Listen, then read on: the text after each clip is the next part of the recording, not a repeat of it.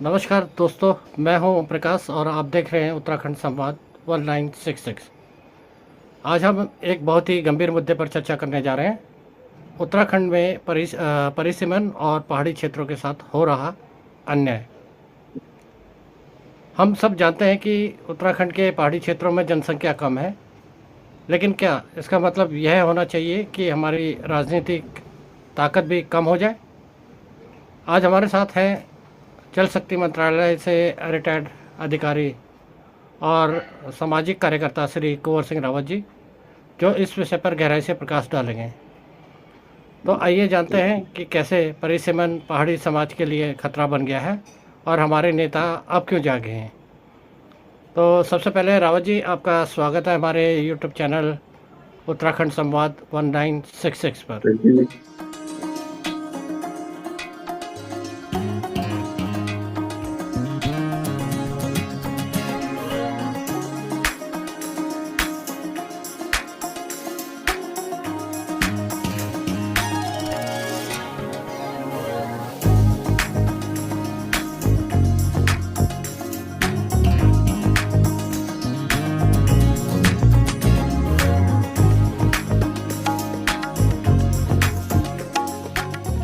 रावत जी, परिसीमन का मुद्दा क्या है और इससे उत्तराखंड के पहाड़ी क्षेत्रों पर क्या असर पड़ेगा?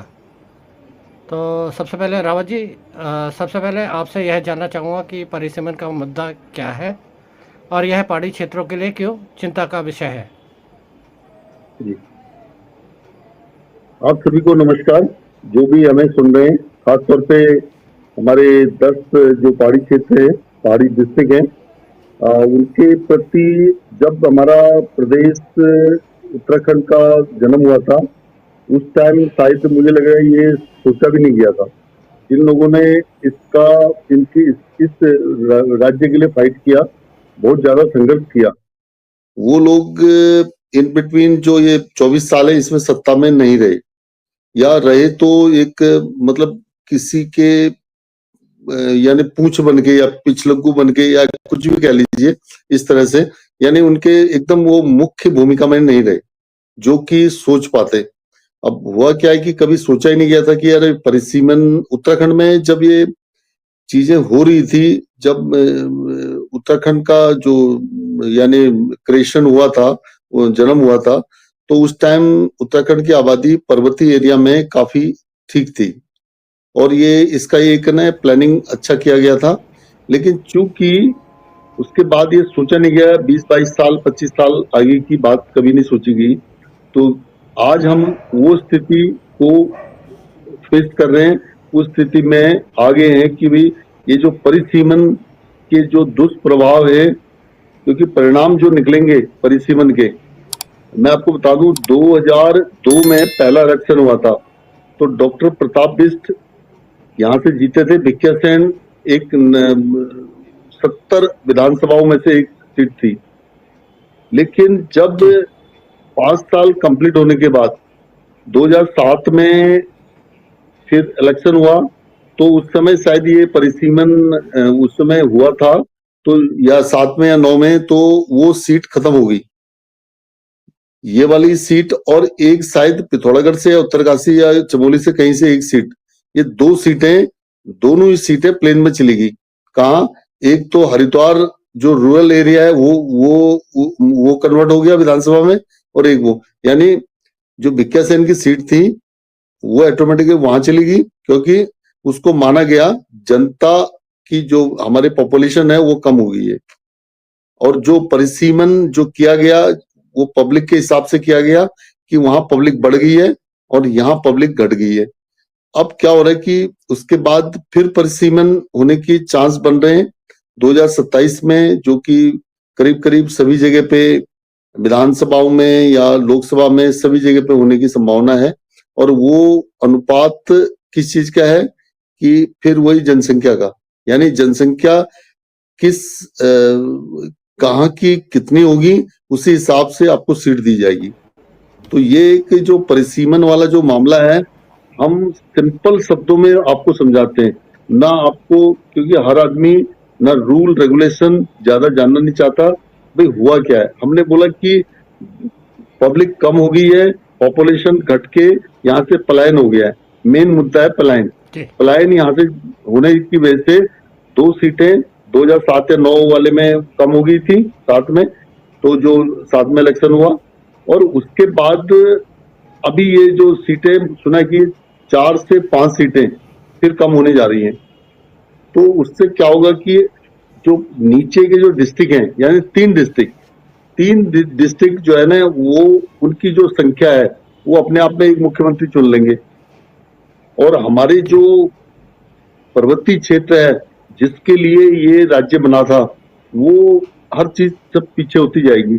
अब भौगोलिक स्थिति तो इसकी बहुत बड़ी है, लेकिन क्षेत्रफल के हिसाब से, अब वो क्षेत्रफल के हिसाब से 3 डिस्ट्रिक्ट बहुत छोटे हैं।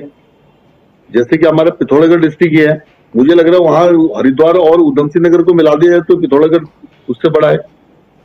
और इवन चमोली जो पहले बड़ा जिला होता था, पिथौरागढ़ तो अभी भी इतना मतलब बड़े बड़े डिस्ट्रिक्ट है, तो 1-2 डिस्ट्रिक्ट हमारे बहुत बड़े वो प्लेन वालों के, लेकिन जो जनसंख्या घनत्व है वहां बढ़ गया है। और ये चीजें बताई गई हैं। हमारी जो पंचायतों के अभी इलेक्शन आज की न्यूज में आया है कि पंचायत के इलेक्शन भी मई में होने जा रहे हैं, वो तो शायद अभी परिसीमन नहीं होगा इसमें, वही पुरानी चीजें चलेंगी।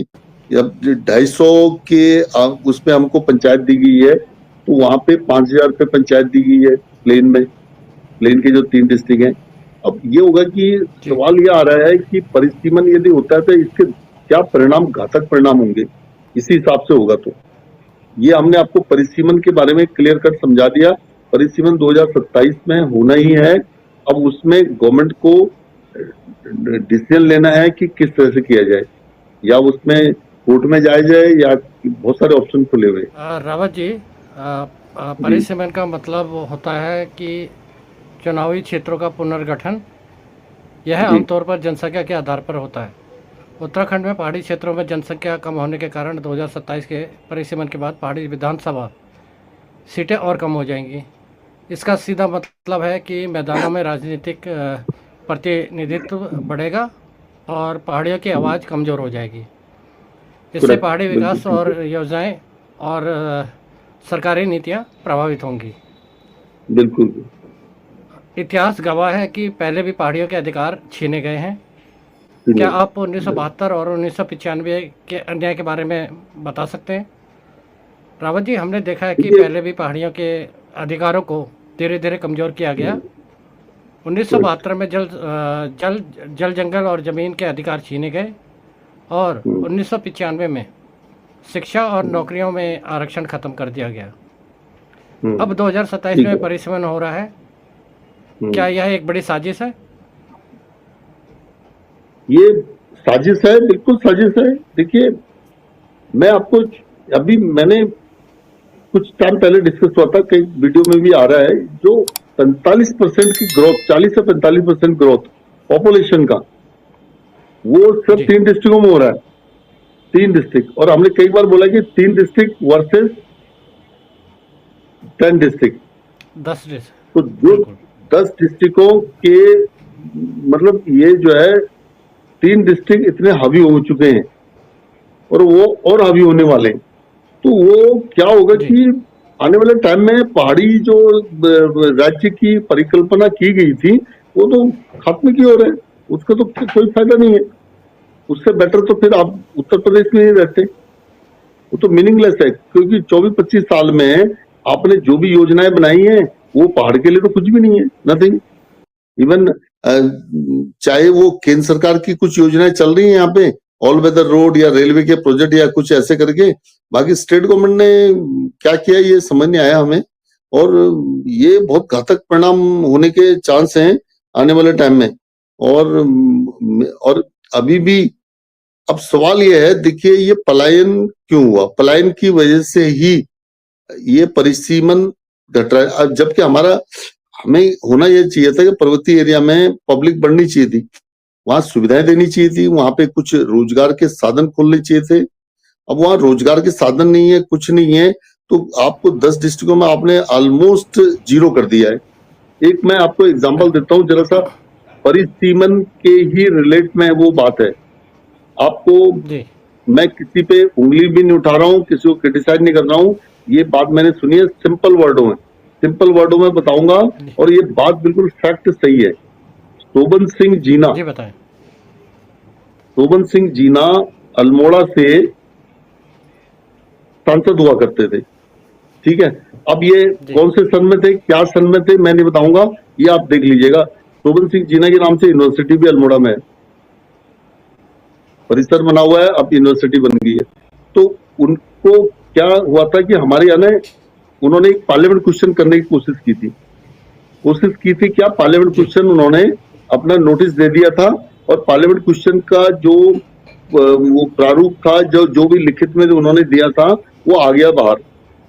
तो उस समय के जो पत्रकार हैं वो उन्होंने मैंने उनकी बात सुनी एक जगह पे, उन्होंने पेपर में लिखा है कि जो हमारे यहाँ जो चीड़ होता है, सब ज्यादा चीड़ होता है। अब जी हम बात कर रहे थे, चीड़ से लीसा निकलता है, आपको मालूम है, इसका ये जी टेंडर होता है बिल्कुल लीसे का, होता है ना। तो जी वो क्या होता है कि नीचे से एक छोटी सी खुरपी से वो किया जाता है और लीसा निकाला जाता है। लीसे के कनस्तर में भर करके वो कहाँ जाता था, बरेली की फैक्ट्री में, बरेली, और ये आगे जो ये कुछ और एरिया बुलंदशहर, और एक एक फिरोजाबाद, और पता नहीं कुछ ऐसे जो सिटी, ऐसे जो डिस्ट्रिक्ट है वहां जाता था। वहां क्यों, जी क्योंकि लीसे से बहुत कुछ बनाया जाता है, लीसे से चूड़ियां बनती हैं, लीसे से और भी बहुत सारी चीजें हैं, बहुत सारे आइटम में काम आता है। तो हुआ क्या था, उन्होंने कहा जी जब रॉ मटेरियल हमारे पहाड़ी एरिया में हो रहा है, तो आप इसकी फैक्ट्री हमारे यहाँ क्यों नहीं लगाते हो। तो उन्होंने जब लिखित में जवाब इसका रिप्लाई वहां उन्होंने क्वेश्चन किया, उसका रिप्लाई ये आया था कि ये एक हिमालयन क्षेत्र है, इसमें हम फैक्ट्री नहीं लगा सकते हैं लीसे की। आज भी पोजीशन वही है। आज भी आप नैनीताल का जो नैनीताल डिस्ट्रिक्ट में जो इधर काशीपुर के बाद का जो एरिया आता है, उसमें जबकि वो बिल्कुल काशीपुर से लगा हुआ है, जहां पे उसकी बाउंड्री खत्म होती है, वो कहते हैं कि ये नैनीताल डिस्ट्रिक्ट में है, इसमें ये फल पट्टी विकसित होगी, इसमें आप कोई फैक्ट्री नहीं लगा सकते। मतलब आप रिहाइश तो बना सकते हो, लेकिन आप फैक्ट्री नहीं लगा सकते हो, आप सिर्फ फल पट्टी बनाओगे, यानी फलों का उत्पादन होगा, फलों का होगा, पौधों का होगा, ये आप जंगल का रूप आ जाएगा। पर्वतीय एरिया को सारा जंगल बना दिया इन्होंने। अब जंगल में कौन रहेगा, शेर, हाथी, और ये क्या नाम है, जंगली सुअर वगैरह, यही तो रहेंगे। अब उसमें मनुष्य कहाँ से रहेगा।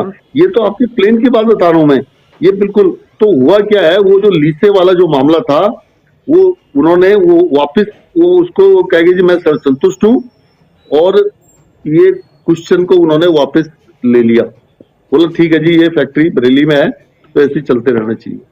तो एक उन्होंने शोभन सिंह जीना ने क्वेश्चन किया था उस समय, कि भाई क्वेश्चन किया था कि भाई ये फैक्ट्री क्यों नहीं लग सकती, कुछ ऐसे शॉप से रिलेटेड। उस समय इलेक्ट्रॉनिक्स का कोई मामला ज्यादा नहीं था, कोई किसी के पास रेडियो होता था, जी रेडियो की भी। तो आज हमारे पास बहुत सारी चीजें हैं, इलेक्ट्रॉनिक्स की कुछ फैक्ट्रीज है, कुछ शोरूम बन सकते हैं, कुछ और चीजें बन सकती है। इस और गवर्नमेंट सोचना चाहिए। अब पब्लिक कहाँ रहेगी, रोडें नहीं थी उस समय, वहां पे पानी के लिए भी लोगों को कई बार सूखा पड़ता था, दूर दूर जाना पड़ता था, खाद्यान्न का भी प्रॉब्लम था, कई चीजों का वो प्रॉब्लम था। तो उसके लिए आप 25 साल पहले भी कोई योजना नहीं बनाएगी, और जो भी हमारे मुख्यमंत्री रहे हैं उन्होंने तकरीबन 3 डिस्ट्रिक्टों के बारे में सोचा है, क्योंकि इन्होंने एक अस्थायी राजधानी जो टेम्पररी राजधानी है वो भी देहरादून में बना दी, तो वो उसकी वजह से ये कुछ नहीं कर पाए। एनडी तिवारी जी ने सिडकुल बनाया पंतनगर में, वो भी सारा उनका काशीपुर से लेके उधम सिंह नगर टोटली उनका एक फोकस था। वो बात ठीक है, वो मैन्युफैक्चरिंग वो बनना चाहिए, मैं मना नहीं करता हूँ। और दूसरी बात है जो पहाड़ क्षेत्र के लिए, अब पहाड़ के हमारे ये मुख्यमंत्री नेता लोग हैं, लेकिन ये सारे प्लेन में आ चुके हैं, इस वजह से अब क्यों नहीं बन रहा। अब परिसीमन की एक बहुत बड़ी वजह मैंने आपको बताया कि वहां रोजगार का नहीं होना। तो ऐसा नहीं कि हमारे जो लोग हैं वो फॉरेन में भी हैं, अच्छी जगह पे, बहुत अच्छी जगह पे पड़े हुए, अच्छे सोचते हैं। आज पहाड़ के बारे में जो पॉलिसियां बन रही हैं, वो पॉलिसियां मतलब ठीक नहीं होने की वजह से, उनके परिणाम अच्छे नहीं होने की वजह से वो सारी धराशायी हो जा रही है, और पब्लिक वहां पे आ नहीं पा रही। जो आ रही है पब्लिक टूरिज्म के सेक्टर वाली, वो सारी स्थायी निवासी नहीं है, वो सारे अस्थायी हैं। कोई चार धाम करने के लिए आता है, वो एक हफ्ता 10 दिन का टूर लगा के चले जाता है। और भी पहाड़ में गंदगी हो जाती है, कोई तुंगनाथ जाते हैं, कोई केदारनाथ, बद्रीनाथ, कोई गंगोत्री, यमुनोत्री, हेमकुंड साहिब, चलो आ रहे हैं जा रहे हैं, लेकिन स्थायी निवासी नहीं है। अब नहीं है जी तो उसके दुष्परिणाम हमें परिसीमन के तौर पे भुगतना पड़ेगा। और ये आप आगे गवर्नमेंट क्या सोच रही है, केंद्र सरकार को कुछ सोचना पड़ेगा इस बारे में। तो ये मेरी बातें जो मैंने कोशिश किया कि आपको ये एक्सप्लेन कर सकूं कि भाई ये इसकी वजह क्या रही है करके। जी रावत जी, जी 1972 में केंद्र सरकार ने पहाड़ी समुदाय से जल, जंगल और ज़मीन के अधिकार छीन लिए। 1995 में बारिशों मतलब पहाड़ियों से शिक्षा और सरकारी जी नौकरियों में आरक्षण छीन लिया। अब जबकि 2027 परिसीमन के कारण बड़े क्षेत्रों की विधानसभाई सीटें भी कम हो जाएंगी। रावत जी, दुख जी की बात यह है कि हर बार हमारे नेता चुप रहे या गुमराह करते रहे। अब जब उनकी खुद की कुर्सियां खतरे में हैं, तब वे विरोध कर रहे हैं। जी रावत जी। 1972 की जो बात आपने बताई है ना, ये सेम जी मुझे लग रहा है उसी टाइम का लोकसभा में क्वेश्चन किया गया था। सुबन सिंह जीना उस समय माननीय सांसद अल्मोड़ा, उन्होंने अल्मोड़ा पिथौरागढ़ जो सीट थी वहां से सांसद थे, उन्होंने शायद उसी वक्त किया था ये क्वेश्चन, जी 72 के आसपास। तो ये देख लीजिए सुबन सिंह जीना जी कब रहे थे करके। और ये प्रश्न बहुत अच्छा किया गया था, लेकिन वही हुआ कि जो बुद्धिजीवी है सब नीचे आते गए। जल जंगल जो भी हमारी जवानी है वो सारी सब नीचे आते गए। उन्होंने अच्छी अच्छी जगह नीचे, चाहे दिल्ली में हो, मुंबई, कलकत्ता, कहीं भी हो, वो वहां डेवलप किया बहुत अच्छे तरीके से, अच्छा काम किया। अभी भी आज भी बड़े बड़े पोस्टों पे बैठे हुए हैं जो। तो यही बता रहे थे, मैं यही बोलना चाह रहा था। जी आप बोलिए, कंटिन्यू कीजिए। रावत जी, यह राजनीतिक असरवाद मतलब अवसरवाद का सबसे बड़ा उदाहरण है। जब 1972-95 में पहाड़ियों के अधिकार छीने जा रहे थे, तब ये नेता चुप थे। अब जब परिसीमन के कारण उनकी अपनी कुर्सियां खतरे में हैं, तब वे पहाड़ी जनता को भ्रमित कर रहे हैं। वे कहते हैं कि परिसीमन जी क्षेत्र के आधार पर हो, जबकि यह पूरे देश में जनसंख्या के आधार पर होता है। यह असंभव मांग है। अगर परिसीमन जनसंख्या के आधार पर होता है, तो उत्तराखंड के पहाड़ी क्षेत्रों को बचाने के लिए क्या किया जा सकता है? अब रावत जी, अब देखिए, सवाल यह है कि हम इस अन्याय से बच सकते हैं कोई? मैं आपको ये बता दूं कि मैंने कई लोगों से बात की। अब हम भी जैसे रिटायर होके, मैंने अभी बीएलओ को 1 महीना 2 महीना पहले ही दिया है। तो देखिए मेरा नाम लिस्ट में, मेरा और हमारी मिसेज का नाम दोनों का आता है, तो हम यहाँ पे पंचायत में वोट डाल पाएंगे। और आएगा तो ठीक है, नहीं तो विधानसभा का भी दूरी है। तो मैं कई लोगों से ये भी कहता हूँ कि आप जो है कोशिश कीजिए कि यहाँ पे आने के लिए अपना वोट ट्रांसफर कीजिए। अब उसका जो समाधान है, देखिए जनसंख्या जहाँ पे रूल नियम बना दिया गया है जनसंख्या का, जनसंख्या से तो देखिए इमीडिएटली इतना हो नहीं सकता कि आपके पास 1 करोड़ 20 लाख की आबादी है और अभी 40% का जो ग्रोथ 3 डिस्ट्रिक्टों में हुआ है, चाहे वो हमारे पहाड़ के भी हो सकते हैं, लेकिन बाहर के भी कुछ लोग बंगाल से आए, कुछ बिहार से आए, कुछ और जगह से आए। तो हमारा आदमी भी नीचे गया, लेकिन वो काफी और जगह पे। एक डाटा ये भी है कि 1 करोड़ 2 लाख के आसपास आदमी हमारा और जगह पे है, चाहे वो विदेशों में गया हुआ है। विदेशों में इतना नहीं है तो आपको दिल्ली में 20-25-25 लाख के आसपास वहां है, कुछ मुंबई में ज्यादा, मुंबई में, कलकत्ता में है, बहुत जगह पे। आपको शायद मुझे लग रहा है कोई भी ऐसी जगह नहीं होगी जहां पे कि हमारा आदमी नहीं मिलेगा, सब जगह पे। और तो इमिडिएटली वो तो अभी अपना वोट बैंक यहाँ ट्रांसफर नहीं, इतना जल्दी तो नहीं करा सकते, क्योंकि सभी की कुछ परेशानी है। मकान तो सब बना रहे हैं लेकिन उनके बोर्ड नहीं है। अब वोट जनता को आधार माना जाता है कि जनता कितनी है, चाहे अब उनके वोट भी तभी माने जाएंगे। अब मान लीजिए 10 लाख में एक विधानसभा क्षेत्र को दिया जाए वोटर, 10 लाख की जो आबादी या आबादी माने जाए या फिर वोटर माने जाए उसके हिसाब से। लेकिन यहाँ मुझे नहीं लग रहा कि उत्तराखंड में जनसंख्या वाला फॉर्मूले से हमारी सीटें बच सकती हो, वो पॉसिबल नहीं है। अब काफी देर हो चुकी है। 25 साल में आप जितने भी हमारे करता धर्ता रहे हैं, उन्होंने ऑलमोस्ट यही किया है कि यहाँ से बाहर जाइए, बस भागिए। अब उसकी वजह से हमें ये दुष्परिणाम तो झेलना पड़ेगा। कोई कहता है कि हम बिहार से आए हैं, कोई कहता है हम महाराष्ट्र से आए हैं, कोई कहता है हम कहीं से भी आए हैं। एक बहुत बड़े नेता हैं, तो वो तो यही कहते थे कि हम तो यहाँ के पंडित हैं ही नहीं, हम तो महाराष्ट्र के हैं। अब एक पंडित जी और बोल रहे हैं कि हम तो बिहार के हैं। कोई कहता है कि हम राजस्थान से हैं, कोई कहता है कहीं से हैं। अरे भाई, आप इसमें एक समाहित हो चुके हैं उत्तराखंड के पर्वतीय क्षेत्रों में। अब तो वो आइडेंटिटी यहाँ की बनाई है ना, तो उसका जो समाधान क्या है, जनसंख्या के थ्रू तो नहीं है। दूसरा समाधान जो मेन समाधान हो सकता है, उसके लिए अभी टाइम है। 2 साल का जो टाइम है, 20 महीने का टाइम जो है, उसमें आप कर सकते हो। क्या कर सकते हो? वो अनूप बिष्ट जी जो कर रहे हैं 5th शेड्यूल की डिमांड, वो डिमांड एक्चुअल में बहुत बहुत बढ़िया है। आज हो सकता है तो अनूप बिष्ट जी को भी बुलाया जाता तो उनके भी विचार लिए जाते, लेकिन हमारे इसी उत्तराखंड संवाद में पहला जो वीडियो है 5th शेड्यूल का, उन्होंने काफी एक्सप्लेन किया है।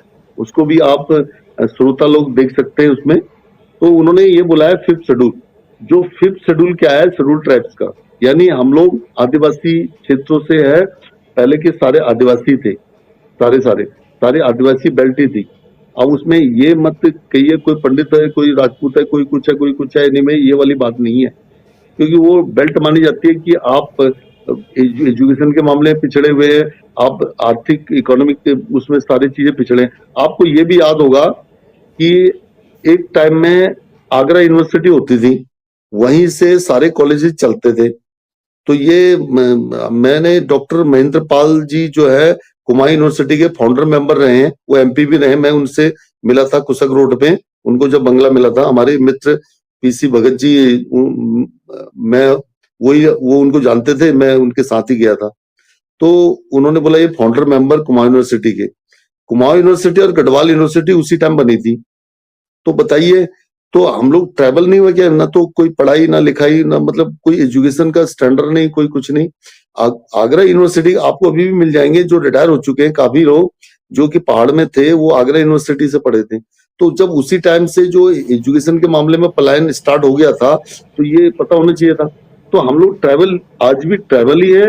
अब ये नहीं कि आप सूट बूट पहन के आप वापस आ गए और आप एक जेंटलमैन बन गए। ये बेल्ट कहलाती है ट्रैवल्स, सारी बेल्ट, यानी उत्तराखंड के पर्वतीय जो 10 डिस्ट्रिक्ट हैं, ये सारी बेल्ट ट्रैवल मानी चाहिए। तो उससे क्या है, नॉर्थ ईस्ट के पैटर्न पे, नॉर्थ ईस्ट के जो मिजोरम है, नागालैंड है और त्रिपुरा और भी जो स्टेट हैं जिनको एसटी का दर्जा, लेह है, लद्दाख है, इनको स्पेशली एसटी का दर्जा दिया गया है। ठीक है, वो 5th शेड्यूल के अंतर्गत वो उन्होंने जो उनको दिया गया है, उनकी भाषा अलग, उनकी कुछ पुराना कल्चर है, कई चीजें उनकी रीति रिवाज अलग है। तो उसके वजह से ये 5th शेड्यूल से बच सकता है परिसीमन। यदि एसटी का दर्जा किया जाए तो उनको क्या होगा कि वहां पे भौगोलिक जो स्थिति आएंगी, यानी आपका जैसे पूरा भूगोल है पिथौरागढ़, अब पिथौरागढ़ को इतनी विधानसभा मिलनी चाहिए, उसके साथ तभी तो डेवलप होगा, तब कुछ ठीक ठाक होगा, तभी जाकर के वहां लोग आके बसेंगे और बाहर से भी आके लोग बसेंगे। अब आपने ये बता दिया कि भाई, मैंने आपको बताया था एक दूसरे वीडियो में, दिल्ली एनसीआर प्लानिंग बोर्ड की मैं फाइल डील कर रहा था। हमारे ज्वाइंट सेक्रेटरी जो है उसके मेंबर थे, तो मुझे आदेश हुआ कि इसको स्टडी करके ब्रीफ करना है दूसरे ज्वाइंट सेक्रेटरी मैडम थी उनको देने के लिए, हमारे जेएस ने। तो मैं गया, तो मैंने उसको स्टडी किया। उन्होंने उसको 2041 का जो प्लानिंग है, 2041 का मास्टर प्लान दिल्ली का जो लागू होने की स्थिति में है, उसके बारे में क्लियर बोला गया है कि 7 करोड़ की आबादी होगी दिल्ली और दिल्ली एनसीआर की, जिसमें से कि 2 करोड़ ओनली दिल्ली की होगी, 5 करोड़ दिल्ली एनसीआर की होगी। ठीक है ना, तो इसमें होगा। अब क्या है कि उसको मैं इसीलिए ले रहा हूं कि यहाँ भी जो स्थितियां है वो जनसंख्या का हिसाब नहीं, जनसंख्या के हिसाब से। अब उसको हमको कौन बचा सकता है? 5th schedule. 5th schedule travel belt में डाल दिया जाए तो हमारे पिथौरागढ़ जैसे डिस्ट्रिक्ट में, जिसका क्षेत्रफल बहुत बड़ा है, चाहे वहां कितने लोग रहते हैं, चाइना बॉर्डर लगा हुआ है, बहुत सारे उत्तरकाशी का क्षेत्र है, चमोली का क्षेत्र है, इधर बहुत सारे क्षेत्र हैं। और मैं आज भी रिक्वेस्ट अपने जो हमारे अर्बन एरिया के प्लानिंग है, ये आप नीचे के साइड में, अभी अभी आया था कि जो भी ये मंत्री जी ने त्याग पत्र दिया, इन्होंने बोला कि 7 या 5 नए वो बना रहे हैं, सिटीज बना रहे हैं। उसमें मुझे लग रहा है 4-5 से ज्यादा तो ऑलमोस्ट यहीं पे थे, क्या नाम है, 3 डिस्ट्रिक्टों में, यानी 7 में से 5 जो सिटी नए बनाने की बात आई है, वो सारे के सारे इन 3 डिस्ट्रिक्टों में थे। और दो सिटी बनाने की बात हुई कि जो कि यहाँ बनाई जाए।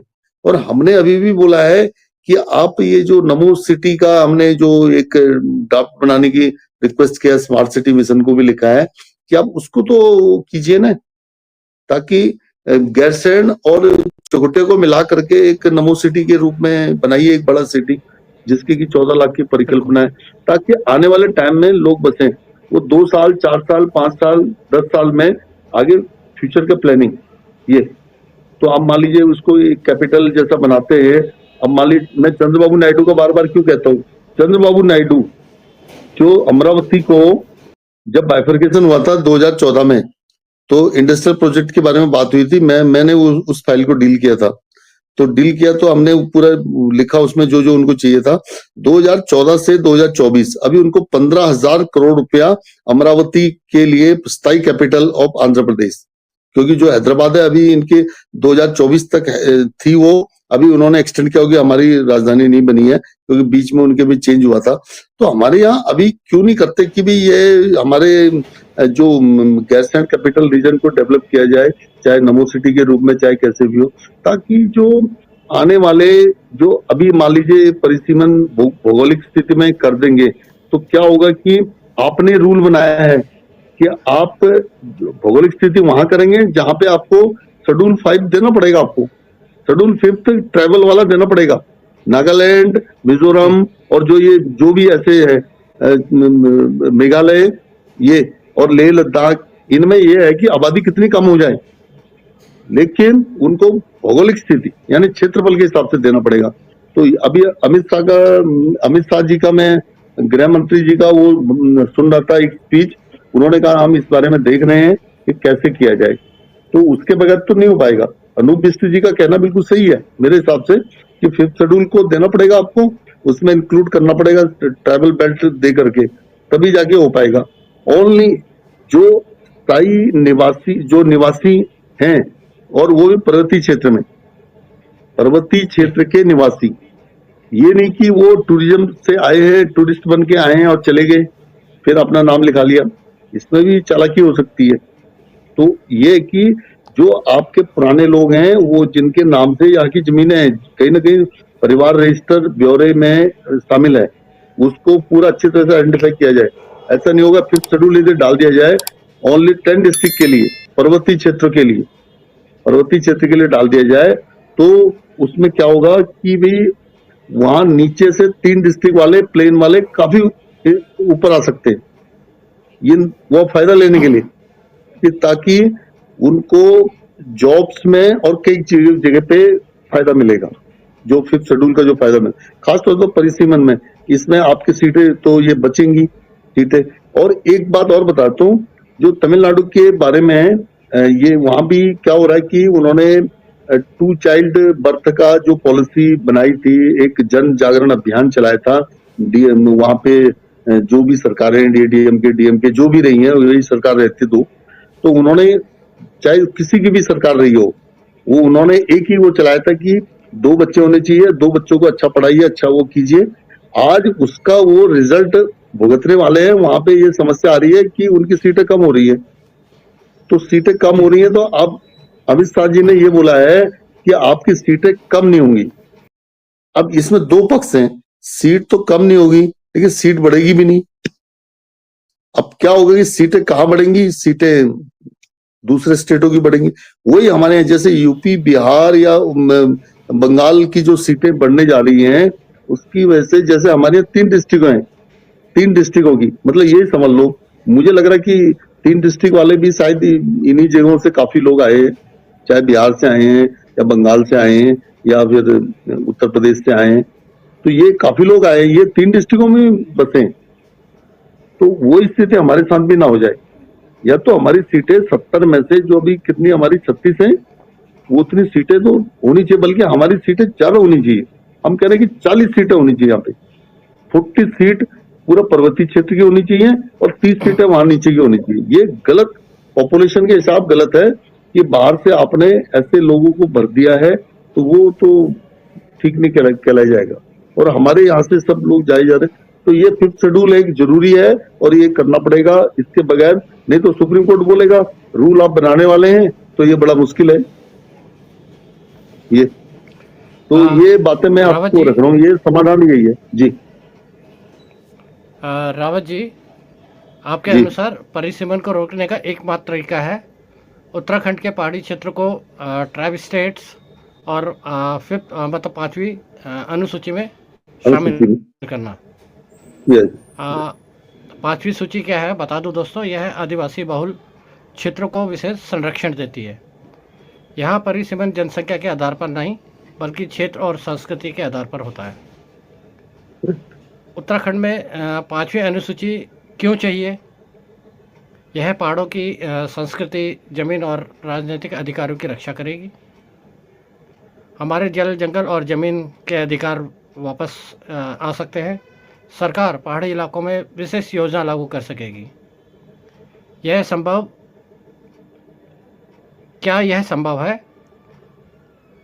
झारखंड, छत्तीसगढ़ और मध्य प्रदेश के कुछ हिस्से पहले इस व्यवस्था के तहत हैं।